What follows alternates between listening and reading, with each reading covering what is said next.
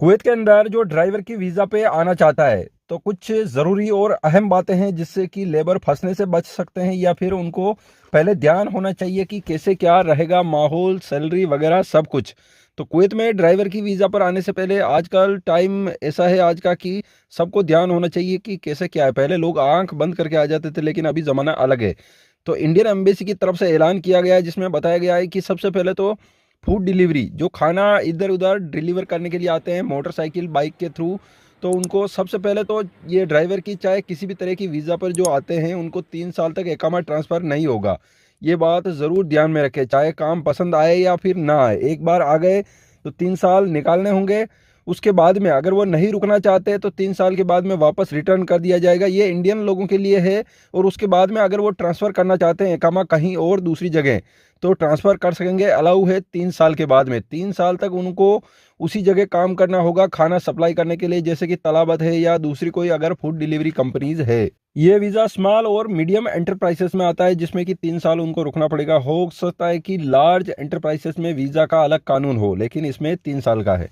Kuwait में आने से पहले फूड डिलीवरी के काम में बाइक चलाने वाले काम में सबसे पहले सैलरी तय कर लें, ओवर टाइम के बारे में बात कर लें, कितना घंटा नॉर्मल ड्यूटी है उसके बाद में कितना घंटा ओवर टाइम हो सकता है, 120 केडी दे, 100 केडी दे या 140 केडी दे, सब कुछ पहले तय कर लें।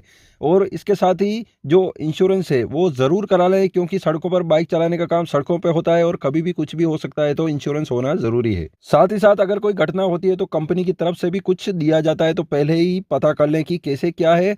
कुवैत में बहुत ही ज़्यादा गर्मी भी पड़ती है जिससे कि बहुत ही ज़्यादा मिट्टी वगैरह भी उड़ती है गर्मी के मौसम में। साथ ही साथ तो ये बात का भी ध्यान रखें कि ऐसा भी हो सकता है कि गर्मी में भी तपती धूप में डिलीवर करना पड़े खाना, लेकिन कुवैत सरकार की तरफ से भी दिन में बैन होता है कभी कभी, तो उस बात का भी ध्यान रखें। जो लोग पहले से कुवैत में फूड डिलीवरी का काम करते हैं, बाइक वगैरह चलाते हैं, खाना सप्लाई करते हैं इधर से उधर, अगर उनको कोई परेशानी है, किसी तरह की कंप्लेंट्स हेल्प चाहते हैं तो उनको व्हाट्सएप नंबर दिया गया है 65501769 पर व्हाट्सएप से कांटेक्ट कर सकते हैं। उन पे जो भी कंप्लेंट्स हो उस व्हाट्सएप नंबर पे दर्ज करा सकते हैं। कुवैत में इंश्योरेंस का दो तरह से फायदा होगा, एक तो जो उसका स्पॉन्सर होता है कंपनी होती है वो भुगतान करेगी अगर कुछ घटना वगैरह हो जाती है तो। साथ ही साथ कुवैत के अंदर एक और है जिसमें PBBY यानी कि प्रवासी भारतीय बीमा योजना, वो भी करा कर रखें तो उससे भी फायदा होगा।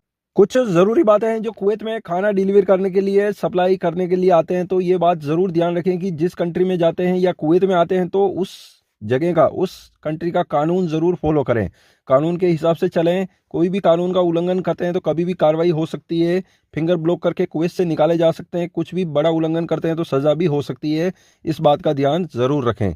कुवैत की खबरों में इतना ही। चैनल को सब्सक्राइब ज़रूर करें ताकि कुवैत की आने वाली ज़रूरी इंपॉर्टेंट खबरें मिस ना हो।